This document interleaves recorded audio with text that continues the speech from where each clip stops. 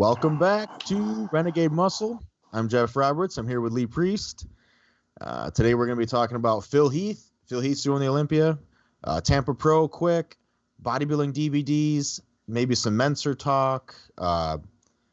Listener questions, of course, and much more. Of course. What's up, Lee? Not much.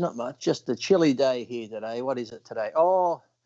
85% chance of rain, and it's 9 degrees Celsius. Nice. It's been rainy here as well. Well, it's always raining there. That's God crying on the US of A. Yeah. It's shedding his tears of the stupidity in America. He's that. Don't get me started. What do you think about Phil Heath doing the O? Oh, if we're going to ask what I think about Joe Biden giving some silly comments again. Oh. Phil Heath, now, this is what I was thinking. He says, I'm coming back to the O because I've got unfinished business. So I could say, Geoff, I'm coming back to the O. Doesn't mean I'm competing. I could just be going to the Expo. Oh, I would be pissed off if that's what it was. That's some Kai Greene shit. That's what Kai Greene would do. Exactly. Kai Greene's fake ass would do that. I could post up, follow my journey to the Olympia. And sure, I'm coming to the Olympia, but the Expo. And then it says, people go, but he says unfinished business. Well, let's just say I was at the Olympia last year. I had 500 T-shirts. I sold 250. I got 250 left over. I've got unfinished business. I got to come sell the other 250 T-shirts. Get the hell out of here. I'm just saying, until I see the signed contract, I don't fucking believe anything. But the sad thing is, though, it's going to be great that he's in it because, if he's in top shape, I think he's going to win. But the thing is, though, if it's only American competitors, because if people can't come from overseas, it's going to be, oh, whoopee-doo, you won the Olympia. Who'd you beat? Ruli's not there. Rami's not there. Hardy's not there. Some of the big names, Bonac might not be there. So it's going to be one of those, yes, it will be a victory because you're there and mainly American competitors are there. But people are going to be like, yeah, you won it, but there's no real competition. Even though there is competition with Brandon and that, the way dickheads think, they're always going to come up with shit and go, yeah, but, Brandon's a great competitor, so's Flex Lewis. So there is good quality there, but, the mind of the internet trolls, well, Rami wasn't there, he might have beat you. Bonac wasn't there, he might have beat you. Ruli might have come in and beat you, so big deal, you won. It's just... Yeah. You're not going to please everyone, that's for sure. It's true. I think that... I hope that doesn't happen. I hope that people can come. Mm-hmm. I know Ian competed at Tampa, and he's from Canada. I mean, I know it's right there, but I don't know. I'm not sure what your restrictions are with overseas, because here in Australia, we can't really come in from overseas, and then nobody in this country knows what any of the rules are, and I think that's on purpose. Nobody has any fucking idea. The malls are open, and people don't even know the malls are empty. They don't it's all a muddy bag of shit. Mm-hmm. So can we do that? Are we allowed to are we allowed to go outside and hang out? That's how it is. That's how it is. Yeah. I was outside hanging my clothes out, and there was a drone flying over. I think I might be in trouble. I think he'll win as well. I think even if, assuming everyone's going to be there, because if none of the other guys, I mean, if it's funny, because if you asked the question 18 months ago, who would win, Phil Heath or Brandon Curry? Mm-hmm. I feel like everyone would have said Phil Heath. Brandon Curry has never, until he won the Olympia with Phil Heath not there, he's never been considered on Phil Heath's level. Mm-hmm.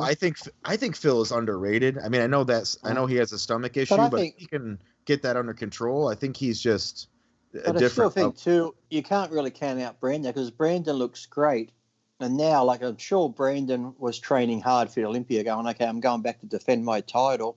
But as hard as he was training, knowing now Phil's coming back, his training level just went, bleh. He just knocked it up a few more notches. Even though you're training hard, knowing that Phil's going to be there, your whole mindset has just changed 100% again. So yeah, I don't know that. I feel like trying to picture those two, especially from the rear. Mm-hmm. It's hard to tell, like I said, because I said, there's still got time where we saw Brandon last year looking good, and I think Brandon's going to come in a better version again, and now He knows Phil's going to be there. He might even bring in more conditioning with that. So really, until the day of the show, it's still going to be, Brandon might come in perfect. Phil might come in that little bit off. We haven't seen Phil. I'm sure still Phil's got his size, but he had that year off and stuff. Was he still busting his ass hard and stuff? So it's going to be until the day of the show. We're not really going to know. So, and then again, now that Phil has said this, I'm betting within a week. Follow my journey to the Olympia, Kai Greene. Yeah, no way. I've still got some T-shirts to sell too. Unfinished business.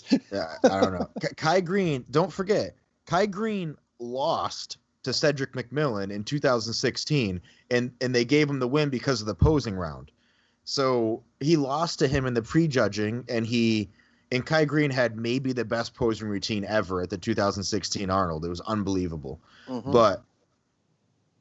That to say that could go either way is putting it lightly. And that was 4 years ago. And Kai Greene, you started to see some like one shoulder wasn't popping. His chest was kind of like starting to go away. Like there's no way, like it's not that there's no way, but I think people vastly overestimate how good Kai could be in 2020. I don't think maybe he's taken this time off to fix that shoulder and stuff that we don't know about. Is that what you're doing? Or will Kai Greene come back as that lady he dresses up as and do the Miss Olympia? That's more likely. That's more likely. Yeah, that's more likely. But yeah, I'm fucking stoked. I'm imagine glad that if he did come back and say he now identifies as a woman, a female bodybuilder, could he do the female bodybuilder? Today, yeah, probably. He probably could, and then he would be celebrated for his whatever the hell you want to call it, his bravery. And really too, and when you look at some of the female bodybuilders, you wouldn't look out of place. So it's not like she's gonna. It might not be a walk in the park. You might get beat. You might get beat. Exactly, it'll be a fucking hell. It's true. And it would be sad if he's the prettiest, and he might be the prettiest one up there. Fuck. That would be terrible. If Kai's the prettiest one up there, no wonder female bodybuilding disappeared. Exactly. So yeah, I don't know. I think that lost your train of thought, didn't you? Wait, what are we doing? You had a vision then of that lineup. Yeah. Spank bank. Tampa Pro happened. Yes, I know. Yeah, I saw you on RX. He's all over the place. He's irrelevant, but he's all over the place. Amazing, that isn't it? It's crazy. But I heard you guys breaking it down. It was a good show. You check it out. Lee was on a wrap up on RX Muscle. Oh yeah, that's one of those. I was out in the backyard and Dave sends me a message. Can you do the wrap up show now? I'm like, oh, on what? The Tampa. I said, well, send me some fucking pictures so I know what I'm talking about. Yeah. It was a cool show. I think. I think man, like Labrado is super exciting, right? Mm-hmm. Yeah, he looks great. He could probably be a little bit more polished, but I did feel for Ian who got second because he just looked like he didn't want to be there. He looked flat or something. He just didn't look like. Yeah, and then I thought Dwayne looked great. The guy that got third, he looked pretty good. And the guy, who was the guy in fourth? I forgot. Dave helped him get ready. I can't remember his name. It's not nice, but I can't remember his name either. They're new. They're not well-known dudes, but there was a few breakout guys. Yeah, so I even seen Hunter now going to the Olympia show. Be interesting too now. So, and Hunter's 27, so 27. I think he's 27. Yeah, I don't know who he looks like, but when I see him, obviously he looks like his father facially, but when I see his physique, he looks like somebody. I just can't put. Is it Phil? Like he looks like somebody with those fucking legs and that. I don't know. I'd have to look at it. Looks like it could look like a couple of people. He could look like when Dennis Newman came up, that type of physique, or even it's hard to say who he looks like, but I'm sure he looks like himself. But when you're looking at his body, you can just see looking at his body now. If he keeps on the right path and keeps doing things the proper smart way, he has the potential. It's almost like when I mentioned before, when you looked at a young Jay Cutler, you could see the potential was there. But I think Hunter's body looks actually more pleasing than Jay's, because Jay had those big legs, but they were funny shaped quads and sort of a bigger waist and stuff, whereas Hunter just looks nice and complete, symmetrical as well. So he's definitely at risk of blowing his shit out if he goes too far with it. Like he's put, man, it was impressive though. His legs are huge. He's still put together nice and everything, you know.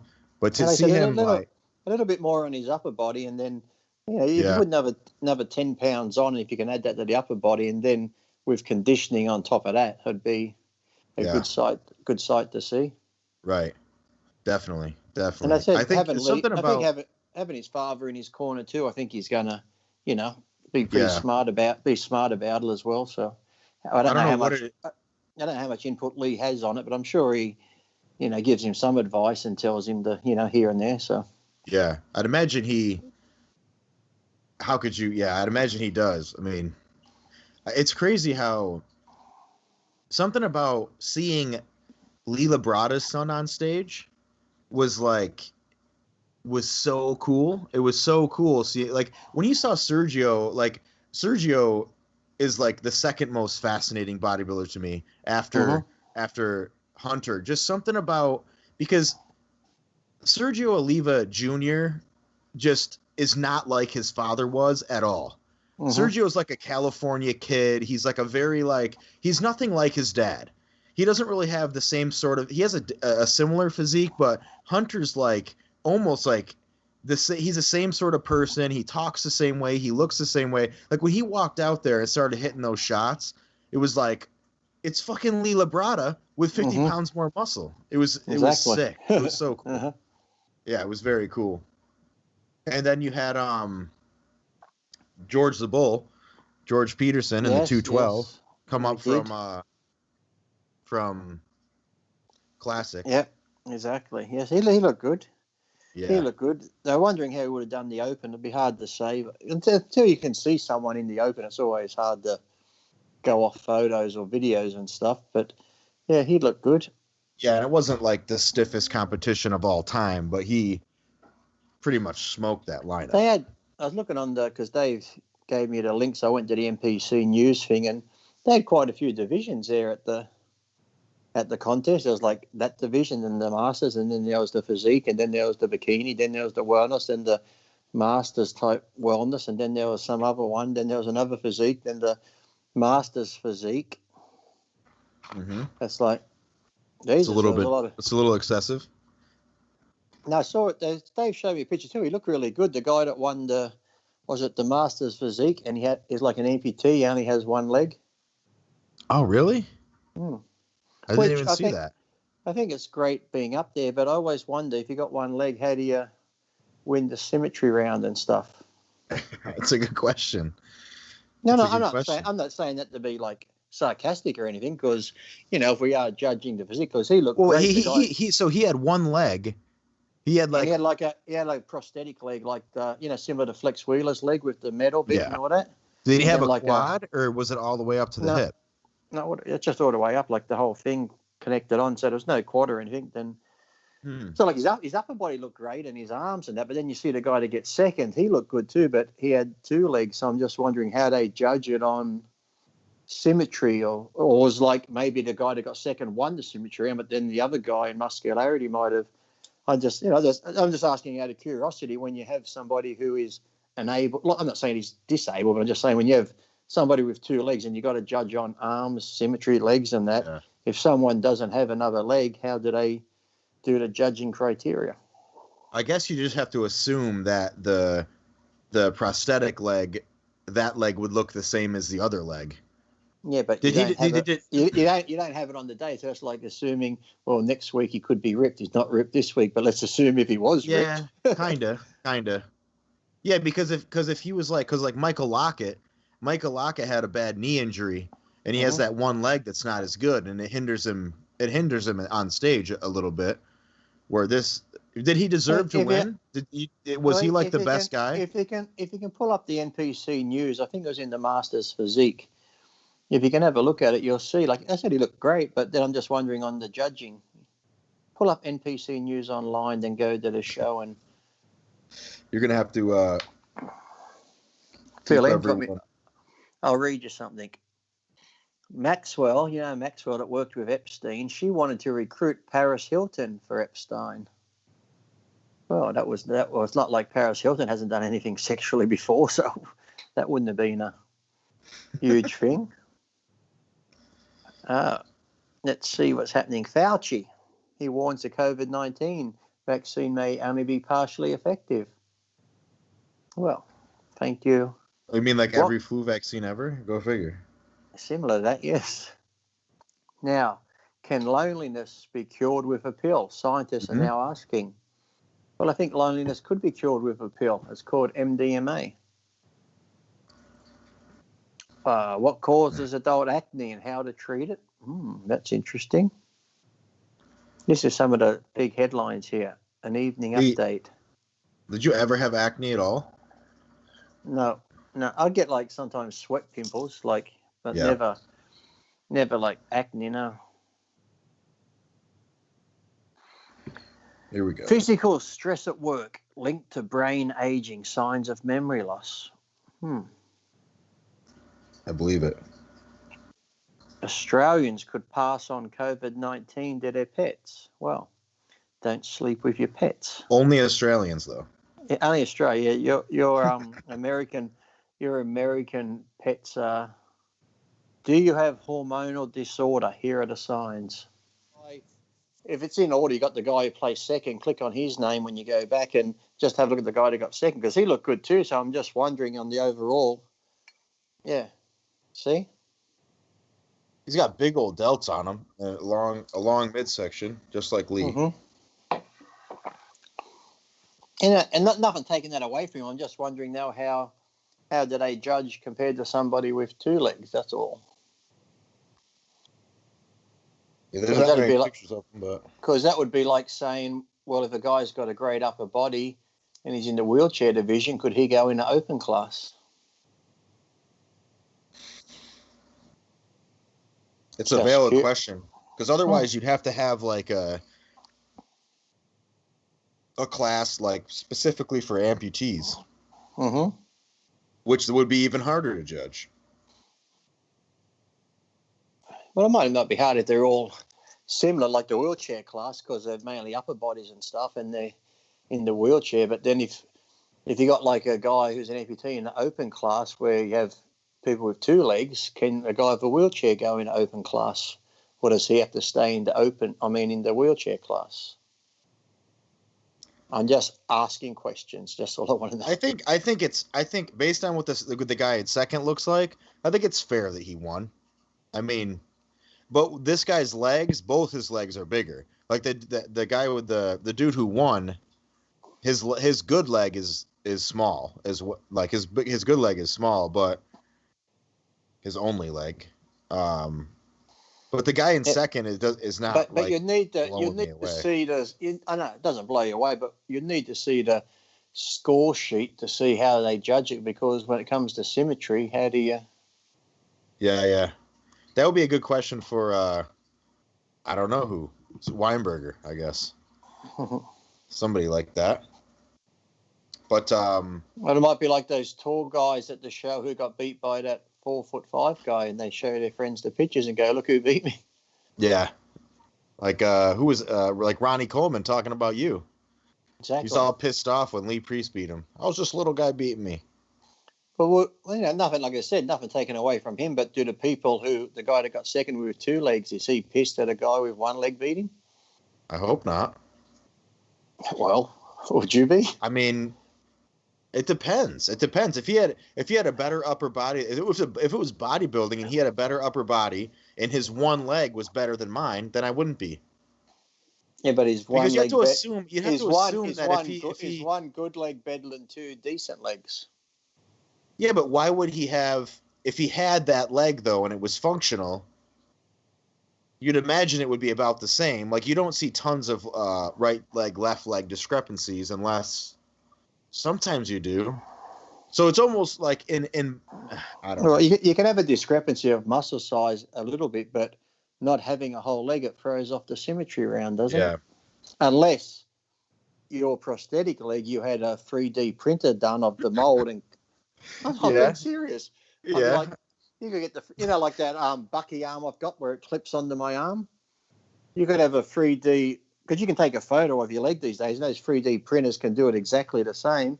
So if they printed off the cast and you could clip it around your prosthetic leg, so that way standing there, it looked the same. That would be pretty cool. It might cost $10,000, but I'm sure somebody would probably donate their time to do it. Yeah, yeah. It might look awesome, actually, but then he couldn't flex it though. No, as long as it was done, like say you're 2 weeks out, however long it takes to do a 3D print. I think they do them pretty quick. If you could send whoever the photo of your leg how it is now in contest shape and clipped it on, that way at least, even though it's not real, it still look like your leg that you're competing with type thing, rather than just the prosthetic, the metal bit with the foot on it and stuff. Right. I wonder if anyone's ever thought about doing that. I don't know. There's so few of those guys. Because those printers can print anything these days. I mean, you put a photo into a computer and it can just start. Yeah. I have a friend who works with those 3D printers. He has an office with about 20 of them or more. Yeah. They're insane. They're always running. See? Yeah. It's you true. asked about the Tampa Pro show and we got up on the prosthetics and 3D printing. Yeah. So back to the Tampa Pro. I think you said on the RX show that you think that Hunter Labrado could be a future Mr. Olympia. Yes, I do. Yeah. I agree. He's put together, man.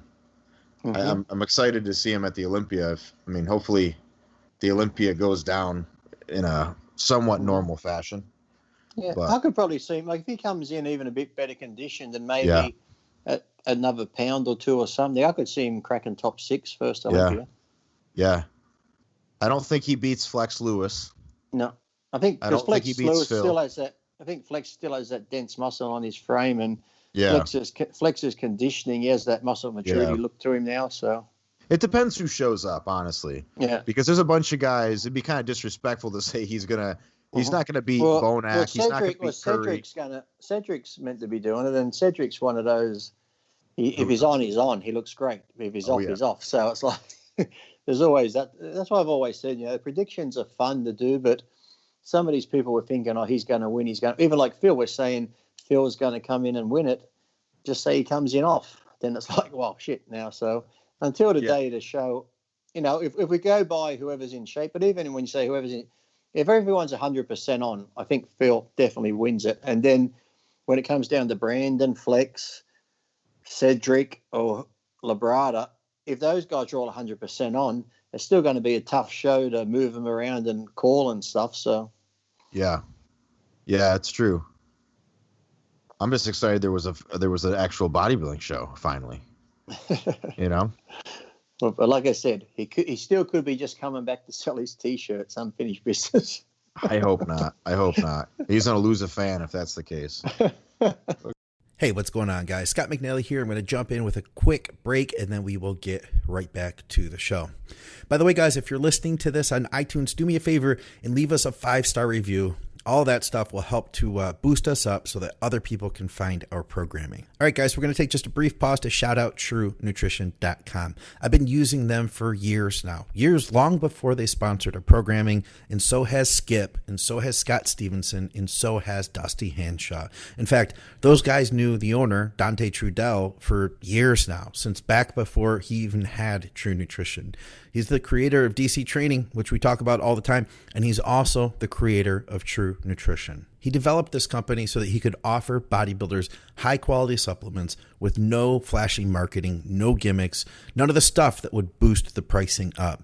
This way he could sell products for next to wholesale pricing and make sure that he kept them as high quality as possible. I back everything sold by TrueNutrition.com. You can get everything you need, from all your protein powders to plant-based protein powders to whole food vitamins and fish oil to performance supplements like your NO products like Citrus sertraline, malate, and beta-alanine. Anything you could possibly think of, you can get there at True Nutrition. And if you use our code ADVICES, that will let them know that you support our programming, and in turn, they'll continue to support what we are doing. So once again, that's truenutrition.com, and our code ADVICES supports our podcasts, plus it'll get you a discount. I also want to shout out getazoth.com. That's A-Z-O-T-H. Azoth is on the cutting edge of brain supplements. Increasing focus and attention, live in the zone, cognition and memory to process faster and think deeper, improves mood, controls stress, plus energy and motivation, start strong and finish stronger. Whatever you're investing your time in,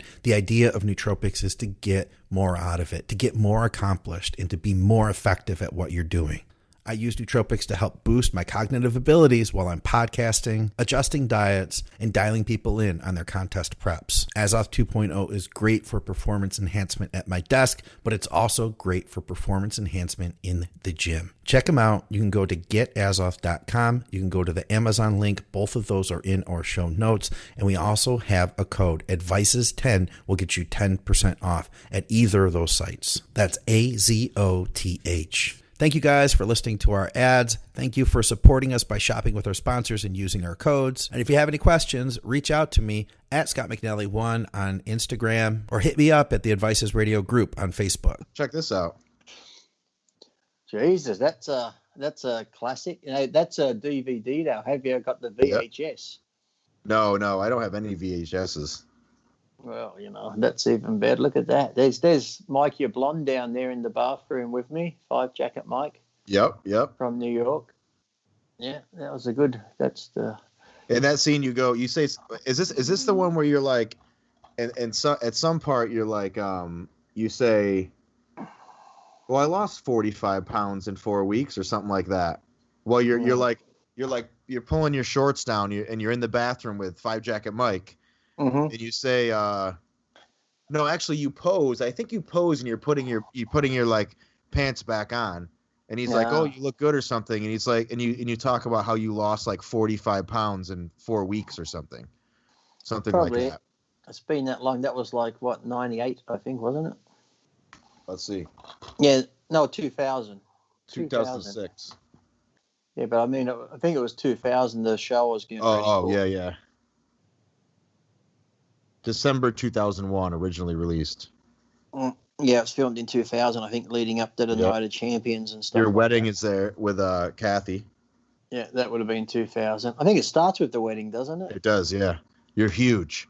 You're huge. Your legs are busting out of those fucking white pants. I was a trendsetter, wasn't I? It's like, oh, this is a sad movie. He's getting married at the beginning. Look at this one. It's even signed. It's signed by Phil Heath. A New Beginning. I think it's his first DVD.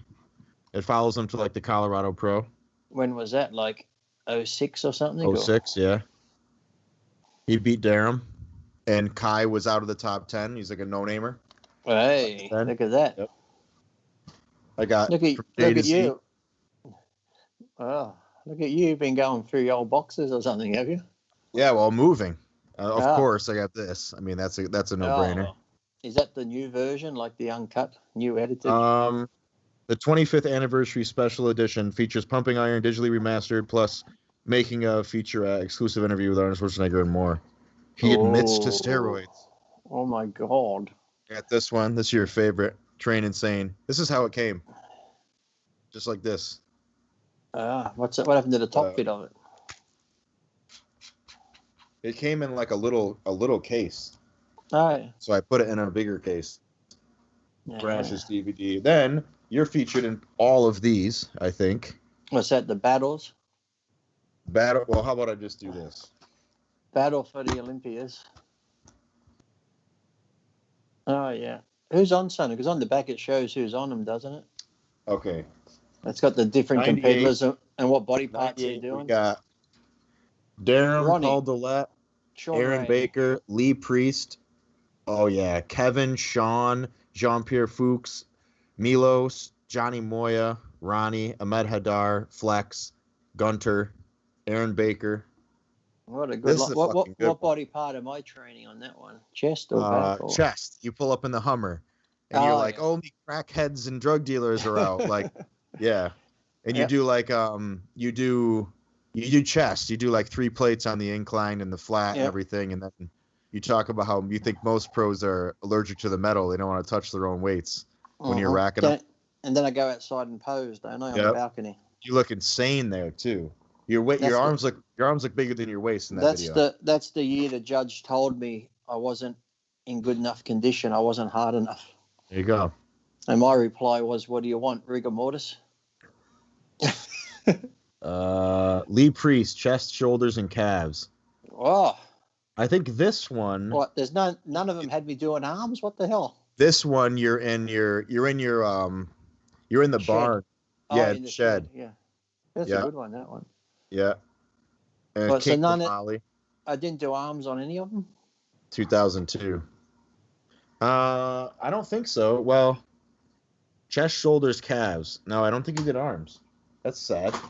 That's strange. 2005, you did legs. There he is. Doing legs. Yeah. Doing 100 reps with 4 plates. That's the one we talked about last time, wasn't it? Yep. 2005 was good. And then I didn't do the show. I said, fuck it. Yeah. Gustavo, Durham, Victor, Branch, Jay, Gunter, Chris Dim, Johnny, Craig Richardson, Quincy Taylor, Melvin, Ronnie Raquel, Dennis James. Dennis James in this one was great. He was massive. It's funny you mentioned some of those names. You wonder where they are now. It's like I know. Alexander Fedorov, remember him? What's his name? Said hello to me the other day when I was on Instagram Live. Henderson Ford. Henderson Ford. Am I supposed to know who that is? Henderson Ford. He's from Canada. Black bodybuilder. Oh, I don't know. I'm not aware of him. Am I boring? Yeah. And lastly, 07. It's like Lee is like not in. This is your life. Yeah. No, I wasn't. I was a bad boy then. Lee was suspended. Yeah, 07. It's got like Ronnie that was his last attempt at it. It doesn't say on the back guest appearing at the expo. Lee Priest. Nope. Wasn't allowed on stage. You do have a guest appearance in Pulling John, the arm wrestling documentary about John Brzenk. Remember when I sent you that picture where you're like going like this? Yeah. So there's the greatest arm wrestler to ever live. I was going past. Is that on Netflix? Is it? It was at one point. It was at one point, but I don't think it is right now. I think it's still. Unless yours is different. Yeah, it could be, because only last week I was going past it. And my wife said, that looks interesting. Yeah, it's about like different arm wrestlers overseas and that sort of stuff in different countries like Germany or somewhere. Or Russia, yeah. It's essentially about 3 arm wrestlers. And it's mostly about John Brzenk, who's the most dominant arm wrestler. He's probably the most dominant athlete of all time. And he was like an elderly guy, wasn't he? Older, because he's talking about the younger guys coming up to beat him. Yeah. Older, like, older, not like, old. Not old. No, he's talking about all these younger kids trying to beat him coming up. Yeah. Well, he was 210 pounds, and no one on the planet could beat him for like 25 years. He was the best arm wrestler. I got a cameo, do I? Yes, because there's one of the first or second competitions they go to in the documentary. It's at the Classic. Arnold. Yeah. I think he came past. He's got a big forearm on one arm, doesn't he? Or... Both his forearms are gnarly. Not like yours, but they're gnarly. Mm-hmm. But there's a real quick clip of you, and you just like hit a shot for the camera, and you're fucking insanely freaky. Insane. Yeah, it must have been. I don't remember. A lot of the arm wrestlers used to always come over and see me because they like my forearms. So when the arm wrestling was on at the Arnold Classic, they'd always come past and get a picture with me and do this. Like this one young kid, he went to do the photo like that, and he tried to do that really quick. I'm like, you wanker. It's almost like he tried to break my arm. It's like, I'm just doing a photo, and all of a sudden you get so serious. It's like it was probably like 05, 06, 04, 07, somewhere in there. I'll watch it now and I'll let you know. I'll tell you by the hairstyle. And what company was I with? Was I at a booth or? You were wearing blue. That helps. That's all I know, dude. That's all I know. You were wearing blue and you were fucking jacked. That's all I know. A blue t-shirt, was it, or? You didn't have sleeves, I don't think, or maybe you rolled. It's a very quick clip of you, but it's just you, and you're like this and like this, and you're Maybe if I got blue on, maybe it'd be Twin Lab. I'll have to have a look at it and let you know. Yeah, it's probably like mid documentary, probably a little bit earlier than that. If I'm with Twin Lab, it'd be around the 2004 or maybe 2. I bet it. Yeah, I bet it is, because you were definitely like, it was when you were highly competitive. You could tell by looking at you in that. Oh, that would have been 1986 then. When I was 13. When I was 13. Yeah, I was -1. Undefeated then. I watched a new movie. You know what? You posted on your Instagram to watch that Unhinged with Russell Crowe. Yeah. Did you go to the movies to see that? Yep. Our movie theaters aren't fucking open. How ridiculous is that? Why not? Because in a movie theater, when you go to get a ticket, they can number your seat and space you out. Why not? I don't know. The only thing that's not open is fucking gyms and movie theaters. The only 2 things that I want to be open. Yeah. All I need is a movie theater, a gym, and a grocery store, and I'm good. I don't need anything else. And those are the fucking things. But that's the only thing when people say, how did this affect my life, this shutdown? The only thing that affected me was not the movie theater being open, because I got a gym at home. I could go to the grocery store. I could go outside walking. So the only thing I missed, but I have to say, though, that Unhinged movie, when you see the preview, have you seen the preview for it? No, I tried to watch it, but I didn't realize it wasn't out yet. We were trying to buy it on Amazon or whatever. And we didn't. You can go on YouTube and watch the preview. On the preview, it just looks like a bit of road rage, like he's angry at this girl because she was an asshole. He apologized to her. He goes, "Okay, it's your turn now." She's like, "I ain't apologizing to you, bro." So he's like, "Okay." So for the whole movie, he stalks her. And because of her not apologizing, probably 12 people at least get murdered or killed. And I mean, it's full on. It's like, I'm surprised the women's groups aren't up in arms, because when he's, he's beating her and fucking kicking her. But when you see these other murders in it that he kills people, it's just so full on fucking brutal. It's like you just laugh. You just laugh because you don't expect it. You think, okay, maybe he'll do this. And all of a sudden, you're like, fucking hell. Yeah, it's a good one. It's like, but he plays this bad psychotic guy really fucking well, as far as like a nut job, and it's funny. Yeah. I was there with Rachel come to see me, and the guy. It's funny because when I won that money on the radio station, the guy from the radio station was there. I'm like, "Hi," he goes, "Oh, hi, Lee, you won the money." I said, "Yeah." And then my wife, he says, "What do you think of the movie?" And my wife turns to him and goes, "She had it coming. She deserved it." He's like. Women, they normally defend the women. My wife's like, she had it coming. Yeah. We watched The Lighthouse. Have you seen that one? No, I've seen it there. That's Gerard Butler, isn't it? The black and white film? Yeah, I thought Gerard Butler. I watched one with Gerard Butler in The Lighthouse, but there's one. I watched one Lighthouse one. It's new. It came out 2020. Yeah, I have seen it, but I watched one that was about a lighthouse, but that was a different one. There's these 2 guys in a lighthouse and they had to stay there, but then there's these funny creatures on the island. That's a different one. I haven't seen that one. Have you seen have you seen the one, the new one? No, I've seen it there, but I haven't clicked on it. But I think it's Gerard Butler, isn't it? Is he the older guy or the guy from like Twilight or whatever? Gerard Butler's the one from 300 and Olympus has fallen and all that. Is he the older guy or the younger guy? Fuck me, dude. I'm going to Google it now. Just like, is he in his 20s or is he in his 50s? Probably in his 50s or 40s. Jesus. Have you watched the movie? It was good. I don't know actors. I don't know that. I'm not into actors. Who was it? Humphrey Bogart. The Lighthouse trailer.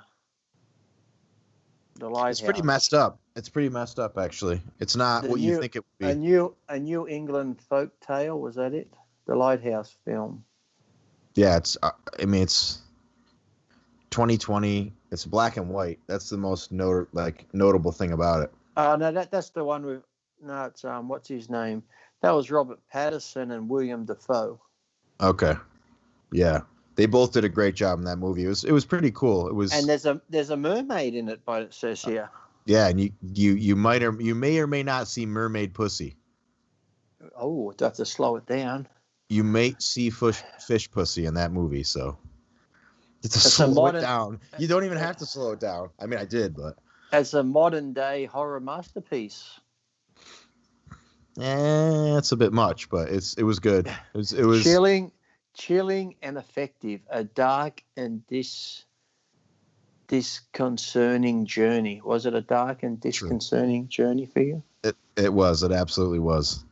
The music is great. The music is very like the music makes it way more eerie and disconcerting than it would be without. It's surrounded 25 miles from land, surrounded by the deadly Irish Sea. The men are stranded in a freak storm that rages for months, nothing short of an act of God.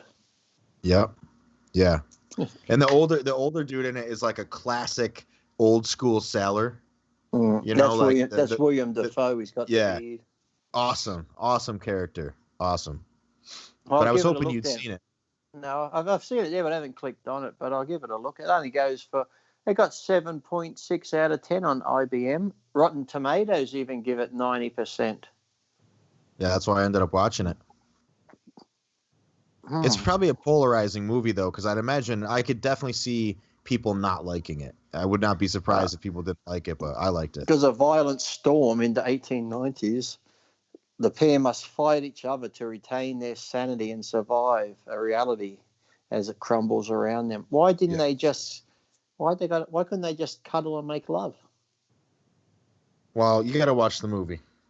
Why they got to fight? Why couldn't they just be like, hey, we're here for a couple of months, we're stuck on an island, let's make love, cuddle and kiss? I'm gonna spoil if I answer these questions, Lee. I don't want to spoil it for you. I'm one of those people, you can tell me the end of a movie, I'll still watch it. Yeah, I'm kind of also one of those people. I like to know. I'm like, tell me how it ends. Because what I hate, nothing worse than when someone goes, go see this movie. It's a great movie. I won't tell you the ending. So you go watch it, and when it ends, you sit there like, that was fucked up ending. Why didn't you fucking tell me it was coming? Now I'm disappointed. I'd rather be disappointed early, so I know, okay, this is a great movie, but I know it's got a shitty ending. But you know, when you sit there and you just go, that's it. It's like, what the fuck happened? It's over. Or it's like they leave the movie hanging, and my wife's like, oh, that was great. I said, no, it's not. Are they dead? Are they alive? She goes, well, that's for you to, make up your own ending. I said, I paid fucking $15. I don't want to make up my own ending. I want to fucking watch it. Why can't they put in, if they died, are they alive? Are they going to survive? Is she with him? Show me how it fucking ended. That's what I'm paying for. If I wanted to make up my own ending, I would have wrote the whole fucking movie to begin with. Yeah, I agree with you. I hate those shit endings where it's like it doesn't really end. Like that Shyamalan guy sometimes does that crap. Oh no, I know. It's like, sort of like you go from one scene, like it goes from one scene. They'll be doing something, and then it goes black for a second. So you think you go into the other scene, then it says the end. You're like, yeah. It's the worst. But it was like that movie. It's like No Thing for Older Men. What was that one? No Country for Older Men. Yeah. And it had Tommy Lee Jones and his wife sitting at the table talking. Then it just goes black. Well, that's it. What the fuck? Yeah. You're left to wonder. I think that happened in, what's his name? Everyone hated it. What happened in Sopranos, and the fucking screen goes black. What happened at the end of Sopranos? It's like, fucking hell. Listen to this. This does have an ending, does it? So I can watch it. The ending is. I'm not going to say anything, but it does have an ending. Oh, good. Like it has the mermaid. The mermaid gets raped or something. I don't know. We're not really going to answer this because it wouldn't be good. So Club Frothy, this guy. That's a decent name. Club Frothy. This dude, apparently his name is Sean. He's from Melbourne, it looks like. Melbourne. In Australia, there's been names of, first of all, this is happening everywhere. In Australia, there's been names of particular products that people all of a sudden think are racist and offensive. Lollies. Lollies, such as Redskins and Chicos, Chicos have had to be renamed because of so-called racist overtones. Do you know your thoughts on this PC bullshit? Do you know what Chicos are? No. They're just, jelly baby lollies. They come blue, green jelly babies. Jelly beans? No, not jelly beans. They're actually jelly babies. They just look like little babies or little people, but they're like strawberry, raspberry. Okay. Doctor Who used to eat them all the time. Jelly babies. Like Sour Patch Kids, but they're not sour, almost? Yeah, or you get those gummy bears and they're bears. Yes. Well, pretend it's not a gummy bear, a gummy person. Okay. These gummy person ones are just chocolate flavor, so they want to ban them. Yeah, it makes sense. And I mean, there's all kinds of we shit. had we had the coon cheese. It got banned over here now. Coon cheese. Yeah. Which is silly. It was just the name of the guys that invented it. But now there's actually a thing. It was on the thing yesterday. We have a thing over here called Paws. They're like a milk company, and they have this milk where it's got more protein, less fat, and it's called something Paws A2 milk, the Smarter White or something, because it says Smarter White on it. They want to ban that because it says Smarter, like the Smarter White choice on milk. It's like silly. It's like, the cancel culture is just like, why can't the cancel culture cancel themselves? That would be good. I will say that, like, in general, dude, back in the day on International Iron, there was one time when what about white sugar and brown sugar? Are we going to ban that? White flour? Probably should. Here's something. What about this? We have it here in Australia. You have it in America. Top Deck chocolate, where it's white and then milk chocolate. Oh yeah, we don't call it Top Deck, but we have shit like that. Well, here it's called Top Deck, where it's white chocolate on top and then the milk chocolate. So you know what, Geoff? You know what that means? That's the white man keeping the black man down because the white chocolate's on top and the fucking bottom. I want it cancelled.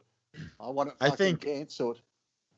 Well, first of all, and I imagine you're the same way. Like, the more politically correct you are, the least I can be around you. Like, if you're a severely politically correct person, stay the fuck away from me, because no one wants to be around you, to be honest, because you're a prick. And the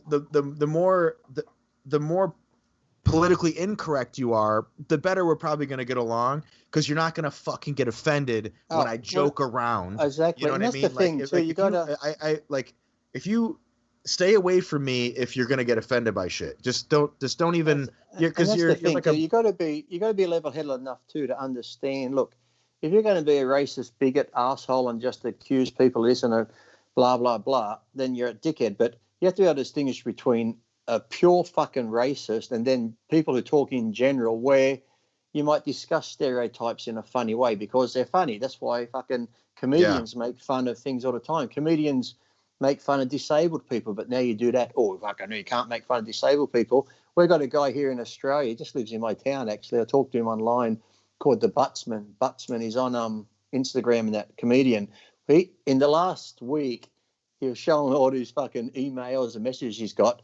A lot of them are from Muslim people, like, I'm going to stab you to death. I'm going to stab your wife. I'm going to rape your daughter. I'm going to kill you. Because he made a joke. He's made it before on thing. We was talking about that shooting in New Zealand where the guy went into the mosque and killed some people. And he talks about how as bad as that was and these innocent people getting killed in a place of worship. He goes, it wasn't the people getting killed that upset me the most and this and that, and upset other people was when this gunman went into the mosque and killed 50-odd Muslims. He goes, the thing that pissed me off the most was that night when me and all my mates come out of the nightclub, we couldn't get a cab. So it's like, and the whole audience laughed and shit. But because he made that joke, they're trying to cancel him, and they're trying to. The amount of death threats he got, I'm thinking, fuck me dead. It's like, it's a joke. Move on. It's a joke. Hello. It's a joke. Hey, can you turn the light your light on? Yes, hold on 1 second, Geoff. Okay. I'm in control of the lights in the lounge room. I don't give my wife control over anything. Nope. What's going on back there? Okay, there you go. The lights are on. Go put your chain back on and get chained back to the kitchens. Yes, sir. I gave you too much leash today, Sir. I tell you. Yeah, like, I don't know. Like, just, I mean, you got to be able to joke. In this day and age where shit's so serious. Look, in the old days, you could joke, even with your mates. If your mate was from Italy, you call him a fucking wog. Dad call you a name. It's like you'd go back and forth because it was funny, it was comedy. No one got offended because you knew you're just making a joke. There's a big difference between making a joke to someone or making a joke, or a comedian making a joke, compared to someone who's a flat-out fucking racist. And if you can't distinguish the two, it's like some of these movies that have come out before, now they've got to get rid of the movie because they say, oh, that's racist. You can't do that. It's a fucking funny movie. Just leave it. If you're offended, don't watch it. I had a guy on my Instagram live this morning. Stop cussing. Why are you cussing so much? I'm just like, you fucking cunt. Why don't you fuck off?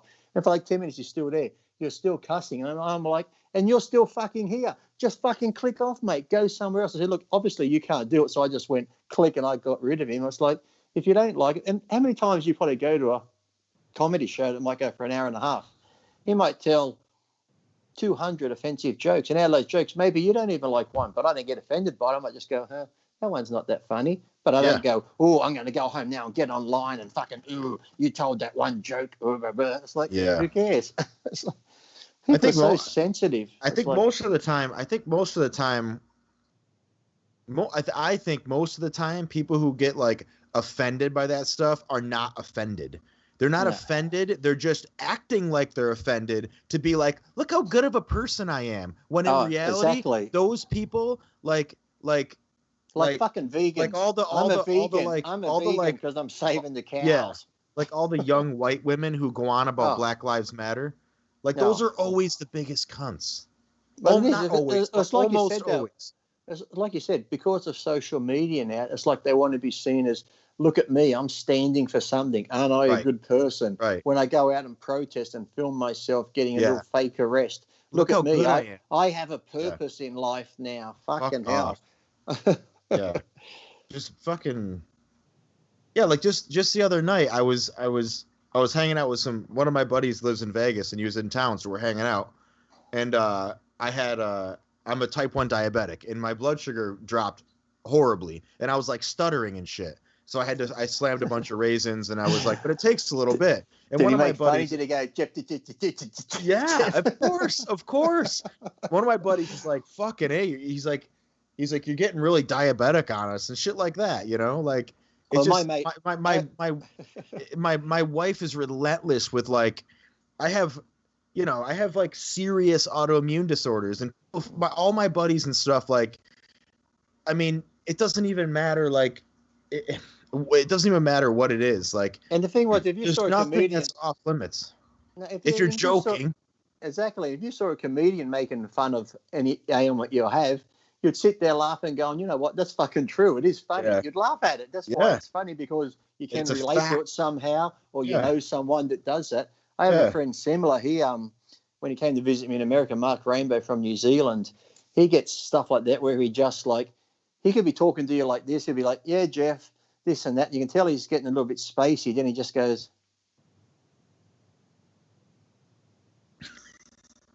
and he's gone. So like I took him on these roller coasters at Six Flags, and then when he came off, he's sitting in the chair there, and we all fucking left him and we were hiding and watching him, and he's sitting on the bench like this, and when he comes to, he's like, where'd everybody go? And then it was around Christmas time. We're having Christmas dinner at the table. There's another funny one. Yeah. We put his food in front of him. Everyone gets their food in front of him. And all of a sudden he goes to eat it, then he just tell he's gone again. I mean, he just zones out. Like, his eyes are open, but lights are on, no one's home. So while he's like this, I take his plate away. I put an empty plate back. I hang fucking candy canes on his ears, because you can do whatever you want to him while he's fucking out. Yeah. He suddenly comes to, he's like, did I eat my dinner? I'm like, yeah. And he's like, what the fuck's this? Like, oh, you fucking assholes. It's like you realize that he's passed out. Well, I said, not even passed out. He just like goes blank, like, and his eyes are open, but he's just not there. Right. Well, we always put shit on him when he does that. He's like, you fucking assholes. Yeah. One of my friends out here is a Jewish kid. He's like his mom grew up in Israel and he's fluent in Hebrew.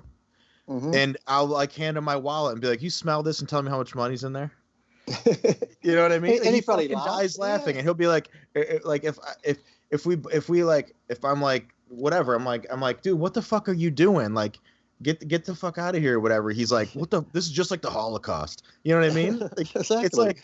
It doesn't mean that I hate Jewish people. No. Or fucking and he'll do the same thing about me being a diabetic or having Addison's disease or having a giant blockhead or whatever the fuck. Like, next time you're over his house, here's a good one for you. Next time you're over his house, Geoff, and he's in the shower, just reach in and turn the light off and go. Oh, I mean those jokes are abound too. Yeah, for sure. I know. For sure. It's just like, and the thing is, when you got people who have an open mind, sense of humor, that's all it is. It's a joke. It's not like, well, how would you like it if such and such? Oh, here we go. Here comes the fucking do-gooders. It's like, I would think it's hilarious if it was coming from if it was. Well, it's like me. I'd say to people sometimes, I'd be there with a group of people. I go, what's 12 inches long and makes women scream? And they're all like, oh, that's a dirty joke. No, I don't know. What is it? I go, crib death. They're like, that's not funny. I had a friend whose baby died. I said, yeah, and I bet you they fucking screamed, didn't they? It's like you can't control the fucking world. You got to just fucking laugh at it. It's like, like it's just what are you helping? Like if you're like, yeah, it's like no shit that is horrible. No shit.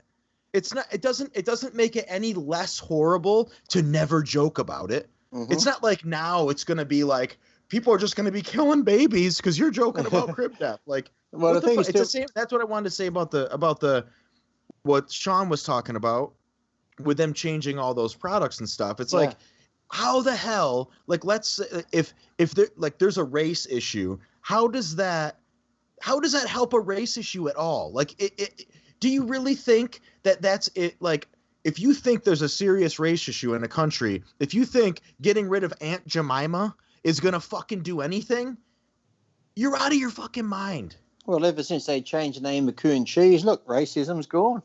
Yeah. Yeah. As if like those things are like being searched for after the fact. I'm offended because I'm in a relationship. I'm a couple. And when I see craft singles, that offends me because I'm not single. So I want craft singles to be taken off the market because that is showing that you should be single and play the field and spread disease. And when you're single, you can just spread disease everywhere. So I think having a craft single is not spreading a good message of being married, being a couple, being in love. That's the sort of shit they think when they see something like that. I'm like, what the fuck? I don't know. It sounded good though, didn't it? It sounded good. I agree. Craft singles infuriate me. I agree. They do. They should come as a pair. That way we know they're in love. They're mahogany, whatever it is. Not misogynist, fucking whatever. Yeah, I know what you're saying. Yeah. They're not cheating with the other cheeses in the fucking fridge. This might be a stupid ass question, but do you have American cheese out in Australia? No. We have like the brand's Kraft there, but normally we just have cheddar, Swiss. We'll put it this way: we don't have the cheeses that America has that are fucking bright orange and all these fucking weird colors. Where it's That's like we don't have cheese in a fucking tube. Chemicals. That's too bad. American cheese.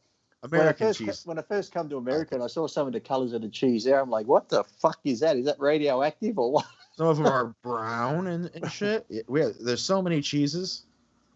Okay. There's head cheese. Have you tried head cheese? What's head cheese? Head cheese. On the end of your cock, under your foreskin. I don't know. It's like cottage cheese.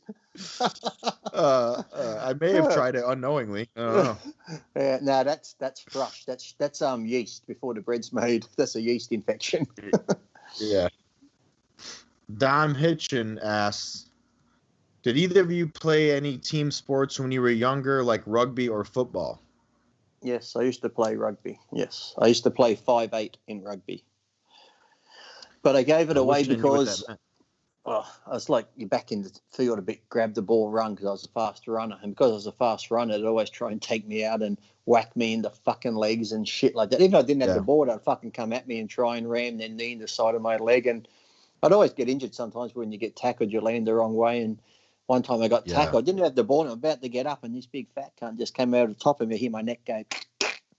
For like then 2 weeks, I had my neck in a cast thing for 2 weeks because I just like that. But yeah, so that's about the same time too. I was starting the weight training, and a lot of the What age is this that you're playing rugby? 13, 14, 15. Yeah. So then it was like, some of the injuries I got from rugby would stop me training for a couple of days. So I'm like, fuck this, I want to go to the gym. So I stopped the rugby. Yeah. I played like football, like NFL, American football, when I was really young. And I did the same sort of thing, but I was so young that all I could do was run fast. So I was like a safety and a tailback, but I only played for a few years, and I stopped when I was like 10. And then I played. Did you stop because the coach was touching you? No, unfortunately not. I stopped. That's not funny. Because. Do you know how many people have molested Geoff? I'm offended by that comment. Yeah, I'm jealous of all of them. I'm offended. Yeah, I'm offended. I wasn't touched. I know. What the fuck? What's wrong with me? I wasn't pretty enough. Come on. You know what's funny? One thing I remember when we played football is I have such a fucking huge head that. Did you have a special helmet? The helmets never fucking fit because they didn't believe how large my head was. I'm like, I had to fucking. I didn't like football. I can't get the ball and get just. I hated getting smashed from like I just didn't have that like I didn't like football. I didn't like getting fucked up every day. I could see you playing with your mum making you your own helmet out of an ice cream container and a rubber band. I got my ice cream. You're sitting on the bus. I'd eat the whole fucking pot of ice cream first too. Were you at the back of that little bus banging your head on the window? Yeah. As the car goes past you at the window. Yeah. There's Geoff the window. Look, he's off the football. Yeah. Now you've offended everyone. Like, now you're making fun of people on the short bus. I'm offended by this whole program. Yeah. Sometimes we'll be getting like we'll be getting ready for bed. And I'll be like, oh, fuck, I got to take whatever medication I have to take. And she'll be like, grab your fucking helmet for bed, too, you know?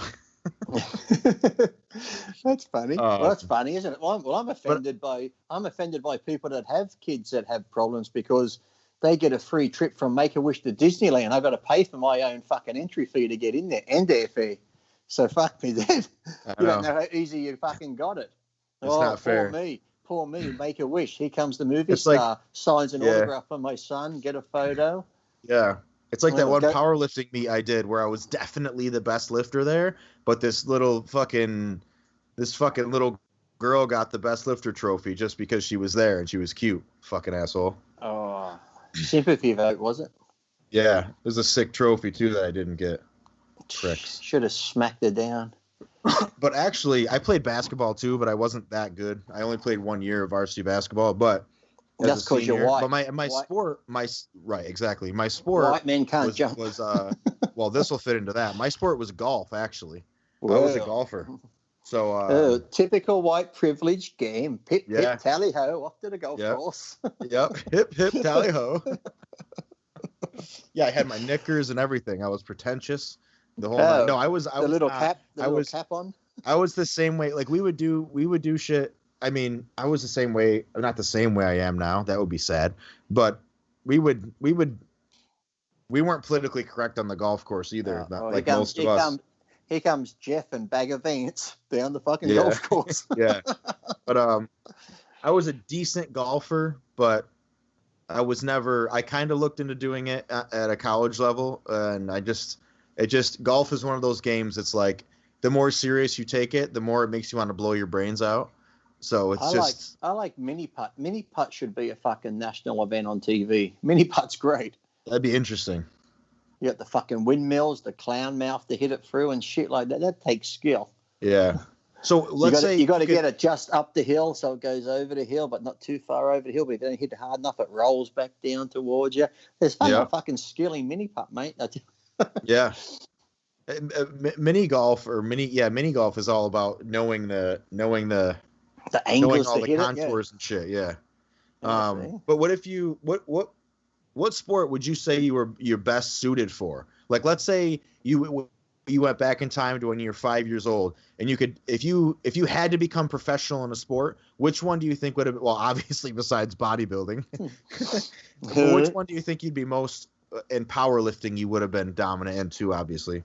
But like athletic sport. Well, I got second in the national title for sprinting. So when I was young, I was a good sprinter. But I probably think I'd have the build and like the mindset. I probably would have made a good boxer. Yeah, I'm too much of a pussy for that, but I can see that. The sprinting thing, maybe. I feel like I feel like the sprinting thing. I don't think I would have been good. I wouldn't have been good at high jump, I don't think. Because you could probably jump. Vaulting. You could probably jump though, huh? I was good at long jump because I was fast. So when doing the long jump, we hit the board and then leap. I'd always be really good at long jumping. But what about pole vaulting? I could be on the end of that stick. Whoa! Yeah. Do you think you have the mentality for boxing though? Like, would you be okay getting your head punched in all the time? Yeah, because I find it a challenge. I'd actually anything that's a challenge, I love it. It's like it'd be more like a challenge not to get my head punched in. So if I got punched, I'd be like, oh fuck, he got me again, the bastard. So right. And it'd be one of those things too. I guess if you wanted to, if you had any pent up anger, you could just get it out there. Yeah. Fucking bitch didn't cook my dinner last night. Fucking put my gloves on. Fucking put them on. Yeah. I would be too afraid, I think, to do that. See, boxing I probably do. MMA would be a lot different because they're coming at you from all angles. It's like sometimes you see those boxers go into MMA, but then you see someone that's been doing MMA the whole life with the jiu-jitsu and, what is it, like kickboxing and shit, because all of a sudden you just figure for 15 years you're being like this, and now all of a sudden you're swapping sports, you're getting a bit, all of a sudden fucking legs start coming at you as well. You're like, what the fuck? Yeah. I don't think and then if you do get on the ground in boxing, you get knocked down, they start counting. MMA, you get on the ground, now the cunt's on top of you trying to choke you the fuck out. It's like, come on, man, give me a breather. Yeah, I couldn't do any of the fighting stuff. Those guys are a next level with their. I don't know. And then again, they're all bleeding and shit, and then at the end of the fight, they pat each other on the back and go, "Good fight, thanks for that. Thanks for fucking splitting my head open. See you next time."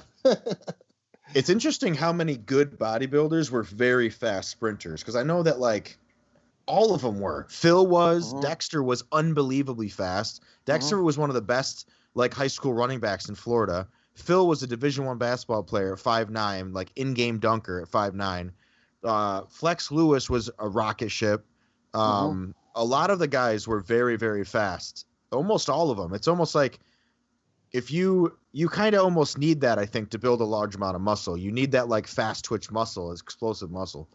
So I'm gonna announce it here first. Come next year's Olympia, I have a contender, Usain Bolt, who's going to be in the Olympia. Yeah, I don't think so. Hey, he's quick though. He could have some fast twitch fighters. I guarantee he could get jacked if he wanted to. You know? So last listener question is Damon Jot. I don't know. Do you monitor heart rate while doing cardio? Never. Me either. Never have. No, I see people doing that when they're if you're doing a good steady pace, you know what slow walking is. That you're like, oh, why am I bother walking if you're on the treadmill or outside? As long as you're walking at a good pace, that if you were to talk someone, you're sort of not totally out of breath, but just a little bit out of breath if you're talking and stuff, but not to the point where you see people at the gym. Yeah. What the fuck? What are you doing? I got to get ask in me the that zone. shit all. Yeah, people, they're like, well, don't you need your heart rate at least this and this? And I'm like, do you need to sweat? Do you sweat while you're working out and doing cardio? If you don't get a sweat on, you're not burning calories. I have women ask me that a lot. Women ask me about the sweat thing a lot. Like, well, I did this workout and I wasn't sweating, so I feel like I didn't get anything done. I'm like, that's not a good indicator at all. If you're doing cardio, maybe, but if you're doing if you're doing a weight training workout, it depends on what you're doing, but sweating is not. Most people sweat different amounts regardless. I've seen skinny Eskimos. Do they sweat in the snow? I doubt it. But the thing, if you're doing like training and stuff, you have to understand, even cardio, people are like, well, how many calories you burn? It's not even about how many calories you burn. It's about getting your metabolism going. So even though you've stopped cardio, I'm not on the treadmill now, but because I did an hour this morning, my metabolism's still going at a faster rate than if I didn't do any cardio at all. So even though you're no longer on the treadmill, your metabolism's increased. That's why when you're eating cleaner and doing cardio, you can eat more, because it's almost just like throwing wood on a fire. It just gets burned up type thing. So people think, well, I've got to burn this many calories. Like, I don't ever watch calories, because right now I do this treadmill. I probably yesterday, probably doing an hour, I burnt like 400 calories. What I do as soon as I get off, I go have a cherry ripe and something else. I just put 700 back on. So I'm not worried about how many fucking calories I burn off. Yeah. There's so much more. I think there's so much more to it as far as like there's like an infinite number of factors when you're dealing with the body and like fat loss and muscle gain and stuff. To try to like be so specific about it is almost like you're not gonna. It just there's too much going on to. It's like when beginners go, Lee, what do you do for your outer head of the tricep? I just want to target that. I'm like, well, how are you just going to target that? Are you going to, the other two heads of your tricep aren't going to work? It's like, if you're doing push downs, if you're doing close grip bench, if you're doing dips, I said, you're going to hit all three heads. You know, maybe just one part of your tricep responds better than the other. But, you know, just to try and isolate that one head, I said, you're getting too complicated here, mate. Just train your tricep, train it strict, train it good. It will grow. It's like people say, I want to get a little bit more out here on my outer quad. I was like, well, if you're doing squats and leg press, and you know, it's targeting in that, but sometimes people have better teardrop than the outer quad and vice versa. It's like people try and get so specific. Lee, how do I just bring up the inner chest? I'm like, well, I don't know how to make the rest of your chest not work and just the inner chest work, and like even upper chest. What do I do for upper chest? It's like, you know, even doing flat bench. I've seen powerlifters who do nothing but flat bench have massive upper chest. So your chest is still working. Yes, the incline will, you know, give it a little bit more. Plus, you're going to get a little bit more front delt. So it's like, if you just do the basics, things are going to grow. If they aren't growing, don't try and get all scientific about it and go, well, maybe if I just train it on this angle and while I'm doing triceps, if I turn 45 degrees to the left and put my arm on this type of an angle, that's just going to work the outer head perfectly. Yeah. And I was like, mate, you're overthinking shit too much. Just do the basics. Right. I think the upper chest thing is kind of like you, for example, your chest is kind of short because you have like your ab like area is longer. Long torso, so like I have a really like you know Arnold had a really long pec. I have long pecs and a stubby torso, like a stubby Kai Greene torso. And I think if you have longer pecs, you're inevitably going to have a weaker upper chest because there's all this meat down at the bottom. Where if you have a shorter chest, you're going to have more upper chest because there's not as much like space there. I mean, I've been trying to bring up my upper chest for 15 years, and it's just like either my chest gets bigger or it doesn't. Do you know how you bring it up, Geoff? More drugs, they say. If you take more drugs, I shoot stuff right in there, I guess. Exactly, but people just get so scientific or try to overthink it. I'm like, it's just basic training. People are like, Lee, why don't you do more training videos? I'm like, why? I said. The guy asked me this morning, what do you do? I said, why? I said, well, look, here's Lee at 13 years old doing a barbell curl. Here's Lee at 21. Oh, look, he's doing a barbell curl. Yeah. Here's Lee at 35. Oh, he's doing the same movement. It's a barbell curl. I said, what the fuck do you want to see any different? I said, from how I trained then to now, I do barbell curl the same way. It wasn't like when I was 20 years old, with each rep, I only blinked once. Now I'm 48. Oh, I've noticed something different. Now when Lee does barbell curls, I saw in his last video, he blinks twice. That's the secret. It's like, it's the same fucking exercise. How boring watching the same movement over and over. The only thing you're going to see change is my fucking T-shirt. I'm not fucking changing the exercise. It's like, there's no secret, people. Just fucking stick to the basics, train hard, get your food in and rest. And if you're going to grow, you're going to fucking grow. There's no, I'm not doing fucking barbell curls with my feet planted in a certain direction or fucking whatever. So it's just. Yeah. I had a kid come in the other day and he's like all these bro, he's one of those, I don't know. He's like all these bro scientists doing their bro splits. They don't know what they're doing. It's been scientifically proven that muscle protein synthesis lasts for 12 hours after you train. Or whatever. And so once 12 hours goes by, you can train again. So push pull legs is the best. And I'm like, dude, what if you're training like a pussy? Like, what if you're not eating? What are you talking about? Like, as if doing push pull legs instead of chest, back, arms, shoulders, legs, as if that change alone is going to make you grow. Like, you could be training like a complete idiot, or you could be training like a monster, or you could be eating like a monster, eating like an idiot. You could be not sleeping. You could be doing blow on the weekend. What are you talking about? Like, some of the, I'm like, dude, that's have you ever noticed too? Have you ever noticed, nothing against them, but some of these ones who I've seen year after year online who are into this bro science, this, that, they look exactly the same year after year. They're pretty fucking skinny. They don't look like they're going to the gym. But the only difference between them and you is you take more drugs than me, or fucking. They got some excuse. It's like, it's funny because this same guy always goes on about how horrible guys are that take steroids and how, you know, that sort of thing. And it's and like, if I could look like him if I took it, but I just don't want to do that to my body because I'm all about health. The sad thing is you have probably taken them and you still look shit. So yeah. Generally, those guys, like if you're like hardcore against, if you are so adamantly against steroids, then you're probably taking steroids. You know, like those guys are like, why do you keep like, I don't know, going on about it? It's all the time. Don't a little they? fishy. Sort of, yeah. And people say like, oh, is Rob on steroids? And I'm like, what kind of question is that? What do you like? That's like, you would never ask me, does Rob drink alcohol?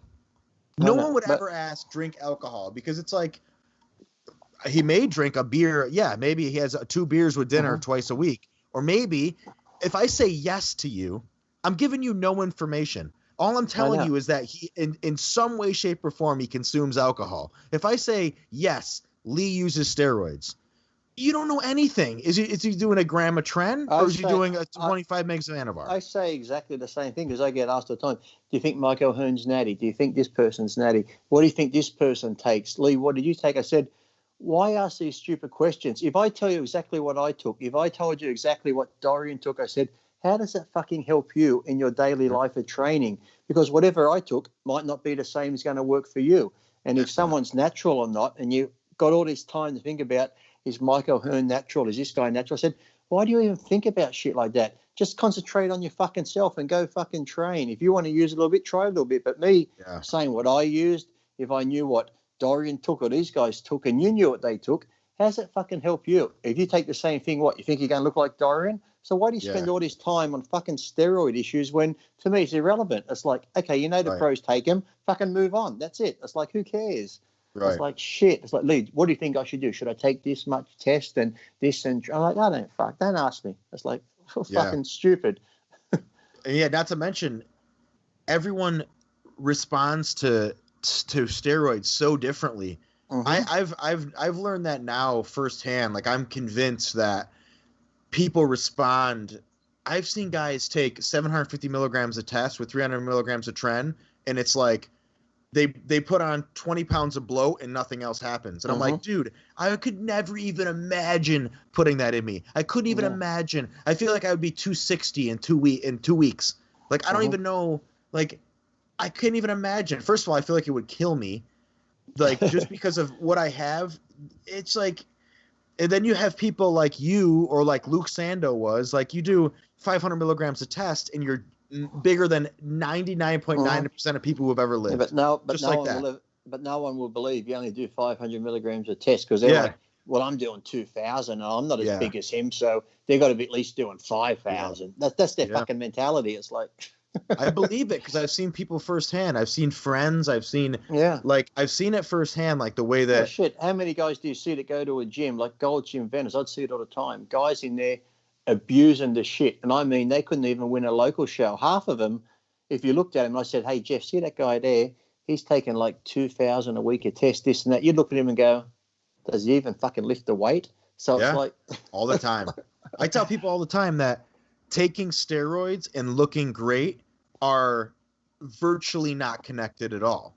Because it's like, it's the same in powerlifting. It's the same. It's like, there in this area, there's a lot of great powerlifters for whatever reason. And there's one or two, there's namely one who's like, he's like a super elite world-class powerlifter, totally natural, totally like raw. But there's other guys who are on like, they're on a significant amount of shit. They're on about a gram, because they're pretty open about it. Like, we all talk about it. And I'm on HRT, like 140. You know what I mean? Low HRT. Yeah. And I, you know, I beat all these guys who are jabbing a ton of stuff in them, and they would never believe me. They would never believe me if I told them that, you know, that I was doing, like, it's not even worth it. I just tell them I don't do anything. They're like, what? They're like, what? Oh, yeah, you probably take that every hour, every day. Yeah. I had one kid, we were at a deadlift meet, and one kid comes up to me, he goes, "You running?" And I'm like, "What do you mean, am I running? Like, have I been running?" He's like, "No, you running shit?" And I'm like, "Nah, my HRT." He didn't know what HRT meant. And he goes, "You want some halos? I got some halos in my bag." And I'm like, No, I don't want fucking halos. Like, I'm going to go win this meet on 140 milligrams. Like, I'm like, it's like, it doesn't mean that you're going to be better because you're on stuff or that you're off stuff. It's not. It doesn't work. And the halo's going to kick in that quick that it's going to kick in that day, and you're going to go, whoa. He literally offered me halo at the meet while we were warming up to deadlift. I'm like, he wasn't competing, but imagine if you took it, Geoff, you could have broke the world record straight away. You popped that pill like Roger Ramjet, and yeah. Fucking hell. I don't know. It's just that's like those same dickheads when I go to the gym and I see the fucking the pin dispenser in the thing with steroid needles sticking out the top of it. I'm thinking, some of these people actually think that if you inject it before you fucking train, it's going to work like a pre-workout, like fucking straight away. I just had test. Hold on. Oh, fuck yeah, I can feel it. It's like, come on. Yeah. Did you ever in your career take one of those like halo tests, like one of those really, really strong orals that hits you like quickly and makes you like aggressive and crazy? Yeah, the only strong oral I took was a Napoleon 50. What was that? I'm not even familiar with that. Well, here it was called a Napoleon 50, or was it Anapoleon? But Napoleon, it's like one of the strongest ones you can get. You only need one a day. It's 50 milligrams, and that increases your red blood cells and makes you super fucking. Within a week, you'll notice your strength goes through the roof. And a lot of people take it and tear shit because they get so strong that other thing wasn't catch up in time. And I had a friend. He'll take two. He'll get bad headaches because blood pressure increases, and it's most toxic on your body. I had a friend, he was taking them, comes up to my time in the bathroom, "Hey, Lee, got a question to ask you. I've been taking a Napoleon 50. I said, "Yeah, how much?" 6 a day. I went, 6 a day? I said, "Fuck me, dead, that'll kill." He goes, "Yeah, that's the one to ask you." He goes, "I've been urinating blood. Is that bad?" I'm like, what the fuck? Nah, that's fucking natural. That's the goal. Yeah, just keep pissing blood out. That's fucking good for you. Why don't you fucking ask me? What was it called? A Napoleon, Anaplon. Scott, do you know what that is, Scott? If you're listening, a Napoleon 50. Scott's good with that type of shit. I don't know. I'm not sure. It sounds like an Anadrol type drug. Let me see if I can Google it here. Napoleon, I think it was. I had a buddy who took 50 milligrams of Anadrol, just that, and he exploded into a monster. Yeah, Napoleon 50, known as oxymethylone and Anadrol. Oh, it's Anadrol. Yeah, Anadrol. Yeah.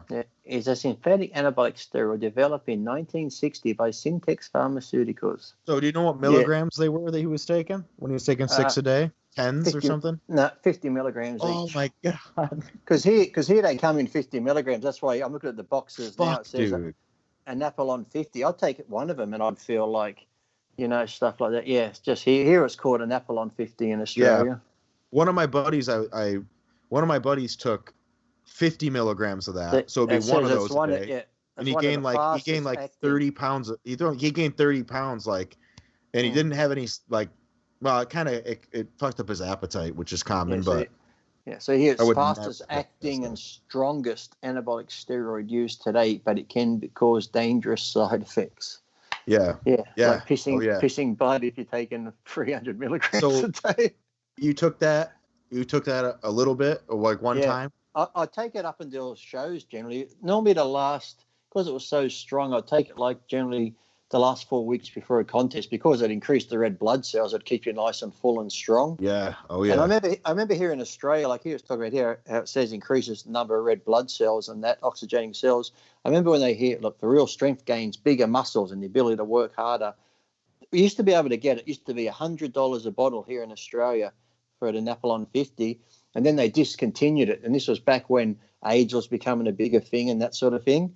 And then they, because of the red blood cell increase, they're like, oh, we can use this on AIDS patients now to help them, get strength and shit. So when they re-brought it back on the market, before it used to be $100 a bottle, when they brought it back out for the AIDS patients to use, it was $1,000 a bottle. Wow. Marketing at its finest, huh? What about Dianabol? Dianabol, I never really went over 30 milligrams a day. Yeah. Generally they'd come in 25 milligram tablets here or 10. So you could take 3 or 10. But if it came in a 25 milligram pill, I'd just take the 25. But if they came in 10 milligram ones, because I didn't want to break it in half, I'd take 30. Yeah. But that was about it. But I know people fucking were taking 8 of them a day or more. It's like fucking 100 milligrams is like, that's what you do, 100 milligrams. No, I never went over. Maybe once or twice I might have did 40, but it was never at 50. I remember like an Apollon I'd take 1, it was 50. But generally the Dianabol was no more. Like I said, if it was a 25 milligram tab, I'd just take the 25 a day. If it was the 10 one, if it was the 10 ones, because I didn't want to take 20, I didn't want to take 25, break it. I'd say, oh, fuck, I'll just take 3 of them. So it was 30. But I never went crazy on any of it. But, if I read online, I did, or people tell me I did. It's like, you wouldn't believe how many times people have told me, I know for a fact what you took. I'm like, oh, really? Yeah. You have no idea. You have no idea. You just, and that's the thing I learned. The more I am into this sport, the more I realize that you just don't know. You don't know. Do you mean as long as you've been in this sport and working in that shop, you've never had someone come in and go, oh, do you know Lee Priest, a bodybuilder? Do you know what he takes? I can tell you. He takes this and that. Have you ever had anyone tell you what I've taken, Geoff? No, but I've had more than one person say that they think you're bullshitting about your doses though. I can never understand that. It's like, I've always been honest about everything from sex life to family life to anything. It's like, it's because they don't know anything about you. They don't know. All they know about you is you're a human that was jacked. They don't understand. That you had a deep cut 6-pack when you were 12, and you were like, they don't understand that you were gifted and that you dedicated your whole life. They don't understand any of that. All they see is you being jacked. But the whole lying thing is like, my story's never changed. I must be a good liar if I can stick to the same amounts for all this time. But it's like, when I say I took 400 of test, or if it's a sus 250, I took 2 mil, which would be 500 if it's a legitimate 250 a mil. Maybe it's under strength. But it's like, if I took 1,000 or 2,000, I'd say, hey, when I was 20, I took 1,000. Why would I fucking care? Why? Like, I don't give a shit. If it was 5,000, I'd rather tell the truth and say, yes, okay, when I was 25, I took 5,000, and this is how I felt. This is what I experienced. And I realized, hey, I'll go back to 2,000. But, all I've ever done is the 400 or 500. And then at time with Trevor from Nuclear Nutrition, I did try 800 a week, and I felt crap. So I went back to the 4, and I've always stayed around the smaller amounts and done well. I've had friends who have abused it. I've told them to come off and then start back at a smaller amount. And guess what? Hey, thanks, Lee. I still feel great. And I'm making the same results as I was when I was using 3 times the amount. I'm like, see, you don't fucking need these large amounts. It's But you can't tell them. It's like, well, I read online. You need this much. Exactly what happens. Dr. Tony Huge says you fucking need this. Oh, fucking hell. Yeah, it's exactly what happens. I tell kids would be like, I'm doing 300 milligrams of Tren. I'm like, yeah, that's a lot. And they're like, no, it's not. That's not a lot. I'm like, yes, it is. You're taking a drug that was never meant for humans, and 300 milligrams is a lot. Like, especially when you haven't been, you don't do it. You've never been doing it. You're young. You're 21. Like, it is a lot, and you can't convince them. It's just my first cycle. Next year, I'm going to go 600. Yeah. Did you use Tren at all? I did it a couple of times, but I used it for maybe, I wouldn't say, if I add up the total years I did it, probably 3 years. I wouldn't do it like every year. Maybe if I wanted something and I couldn't get it, like Masteron. We don't have Masteron, Lee. I got some Tren. Okay, I'll take the Tren. But just that the last time I ever did, I was in the bathroom with Kathy. Must have been 2001 or 2002 Olympia. When I was training in that shed. fucking in the bathroom, shove it in. All of a sudden, as I stand up, fucking chest goes, I mean, as tight as it's ever been. And I'm like, and like, all I can picture is me fucking falling on the floor, a fucking syringe hanging out my shoulder, fucking dying. I said, fuck this. All of a sudden, you believe in God in that moment, right? Yeah. That Please, feeling. God. I said, never again. I mean, it was almost like I just inhaled a whole thing of chlorine or something. Because when I was young, I accidentally did that. I found this stuff in the laundry because we had a pool. I'm like, what's that white stuff? Took it off. Fucking the pain up my nose and fucking chest and shit. I'm like, yeah. So when I had that last trend shot, and my chest, I mean, it was like, I couldn't describe like the pain and the pressure and how tight it got. And I'm there like, not even coughing. I'm like, fucking, I'm like, fuck that. Never again. So, no. Yeah. Yeah, that would never, that scares me. That whole, that drug in general is scary to me. Even though a lot of people say it's like, well, like I'm everything amazed all at at the amount once, of it's young awesome. kids I'm amazed at the amount of young kids that take it. They go to music festivals. All you see is trend this, trend that. I'm like, you guys are fucking nuts. Well, this is what happens. Like, you get a kid that comes in all the time. This happens, dude. Like, they might work out, but you can't tell that they work out. Exactly. You know what I mean? They're not. They haven't gotten to a point where you can tell they work out, and they make like trend jokes because they think they're cool. They're like, well, you just do some trend, and they have no idea what trend is. All they know is it's like the cool thing right now because it's a dangerous steroid. But that's like when I'm online, when I'm doing my lives. If I'm doing my live on Instagram, every time someone, same thing, always making little trend jokes. I'm like, fucking hell, it's like ridiculous. Yeah. Like, nah. Yeah. But the last thing, Lee sent me a video on WhatsApp of was it Rusty Jeffers who did it? Who pulled your finger off? Yeah, fingernail. Yeah. Your fingernail? What the fuck was that? Well, we're actually at the gym, right? And I was. This could have been Russ. Russ could have been there that time at the gym, actually. And we're doing this. This weight stack was stuck somehow, and I'm like, "Look, guys, I'll help you fucking unstick it if you just hold this." So I had my hand down there, and I unstick. I think I got it. And for some reason, when I said that, they let the weight stack go, and it fucking slammed on my finger. So then the next day, my finger was that fucking swollen, and the pressure was in it. I'm like, "Fuck me dead. It's gonna eventually it might come off." But I tried to get a drill, and I'm trying to hold my finger straight while we drill into it so we can release the pressure. But that didn't fucking work too well. So I said, you know what, it's and cause where it hit my finger, it had this jagged edge on it, and I was catching it. And it was just like I said, it's swelling up, it's going black. I said to Rusty, I got an idea, let's just fucking rip it off. It's going to come off anyway. So Rusty goes, yeah, I'll go get some pliers. And you saw the video. He had the biggest pair of fucking Stilsons he could fucking find. Just like do you have a better video of it? That video was so blurry. I think that's the only one. Even then though, it was like. I think that was filmed on one of those old phones back in the day. So I'm just sitting at his kitchen table holding my hand like this. Like I said, I thought he might have come back with a small pair of pliers. He comes back with these big fucking Stilsons like he's going to fix the fucking sink under the kitchen sink. And he clamps them on my finger. They probably were under the kitchen sink the day before, too. And I'm holding my hand like this. He goes, you ready? I'm ready. And he just grabs it and fucking with all his might, he just goes rip and the fucking fingernail come off. So. Oh, man. The things we do for fun. What was the aftermath of that? I bled a little bit. Bled like a bastard. Yeah, a fair bit, but then we just bandaged it up and I was fine. A new one grew back. Oh, but it was fun. It's one of those things I committed to do. I said, yeah, go do it. I must have been in a silly frame of mind. Go get it. Let's do it. And then once you film it, now you got to go through with it. Yeah, come on. You could have auditioned for Jackass and made the show. Exactly. Made the show with that. Yeah, but I still laugh when he came out of the fucking garage with that big fucking bell. Like, oh, you got nothing smaller.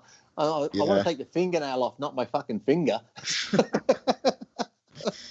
Oh, man. Because you see, he's got both hands on the fucking handle of it. Yeah. Like, yeah, and you got your finger, you like this. Like, you got that's why I'm fucking holding it, because I'm thinking he's going to rip my whole fucking...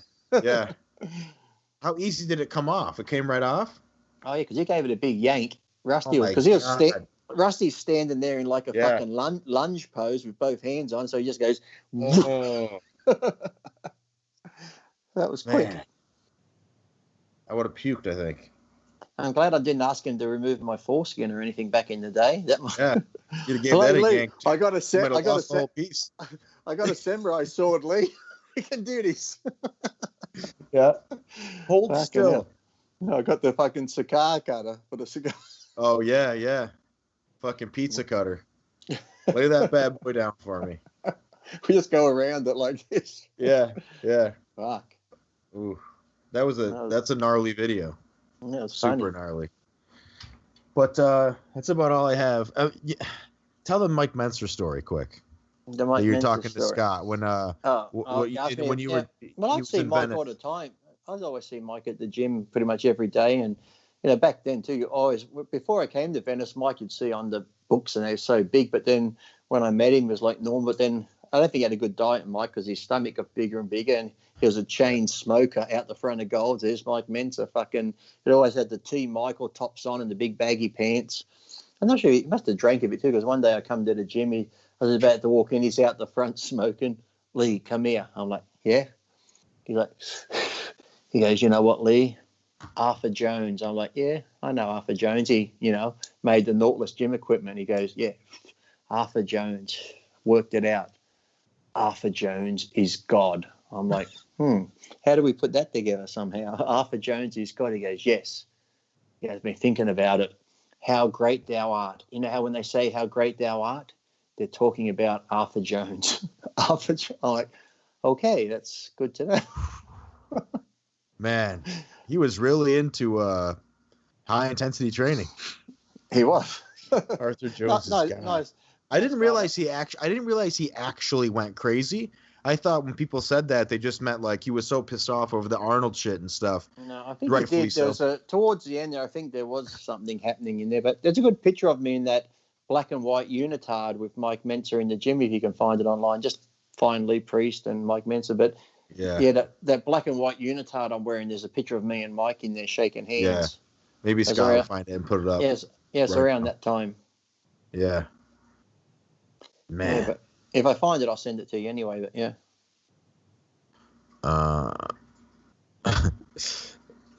So that's really all I got. That's all I got. I was looking for the timestamp for Scott, but he'll find it. What's this?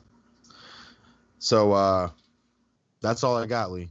Unless you have anything else. No, that's it. Yeah. Good show. Like, subscribe, follow, comment. Let us know what you think you would do about an amputee in a bodybuilding contest, and give us some good examples of politically incorrect jokes too. Yeah, and I don't want people to think I was coming down to that amputee because he looked fantastic. I'm just more curious on how do they judge it, because like you said, he looked like he deserved to win, but I'm just wondering how they judge an amputee compared. Like I said, I don't even like to say able to, because he is able, so it's not like disabled. So it's just like, I mean, if you're going for symmetry and you're judging two legs compared to one is what I mean. So nothing against. And he did look great. He did look awesome. Yeah. Cannonball delts, tight waist. Looks better than my two legs. Yeah. I doubt it.